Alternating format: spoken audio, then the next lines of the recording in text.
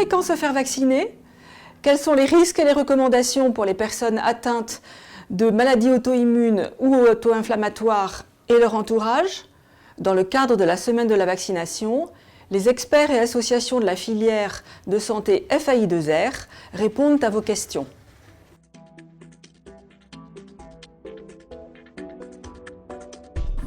Du fait des traitements immunosuppresseurs ou des corticoïdes, le risque d'infection d'une personne atteinte d'une maladie auto-immune ou auto-inflammatoire est réel et supérieur à celui de la population générale. De plus, une infection est un facteur d'accentuation et de poussée de la maladie.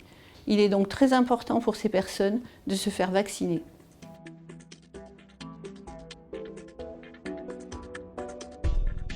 L'entourage d'un malade est une source potentielle de transmission d'agents infectieux. Il faut demander à la famille, les amis, de se faire vacciner pour se protéger et protéger le malade. Il en est de même pour les professionnels de santé.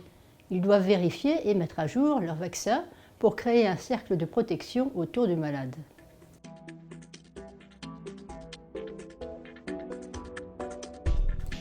La vaccination doit se faire dès les premiers mois de la vie et également tout au long de la vie.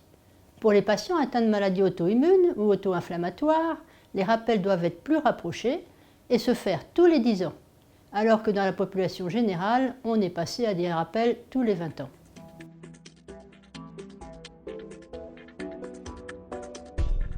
Les effets indésirables graves sont très rares et font l'objet d'un suivi et de recherches approfondies lorsqu'ils surviennent. Le risque de développer une maladie grave en ne se vaccinant pas est beaucoup plus important que celui de voir apparaître un effet indésirable lié à la vaccination. Les avantages de la vaccination dépassent donc largement les risques.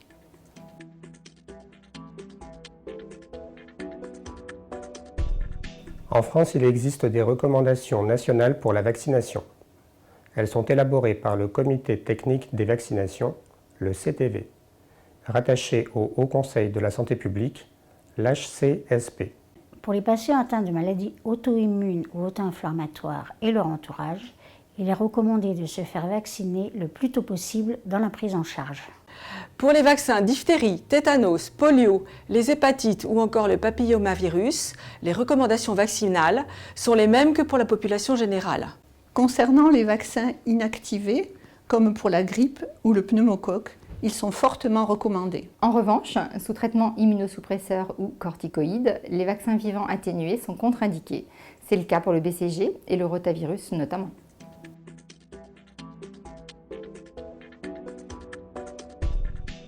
Il y a énormément d'idées reçues sur la vaccination et les maladies auto-immunes, et beaucoup de fausses informations circulent sur Internet.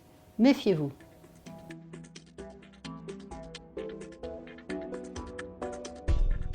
Le risque que se déclenche une poussée de la maladie après une vaccination n'a jamais été confirmé. Ce risque est donc théorique, alors que le risque d'infection est réel et il est supérieur à celui de la population générale. Mieux vaut donc être vacciné qu'infecté.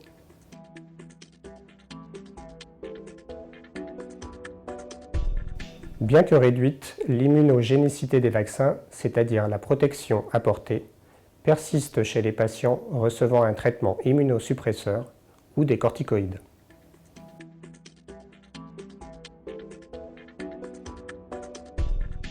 Les quantités d'aluminium apportées par les vaccins sont faibles par rapport aux sources quotidiennes d'apport dans l'organisme. Les aliments peuvent apporter jusqu'à 3 à 5 mg chaque jour par voie orale, alors que les vaccins pédiatriques en contiennent au maximum 0,6 mg par dose.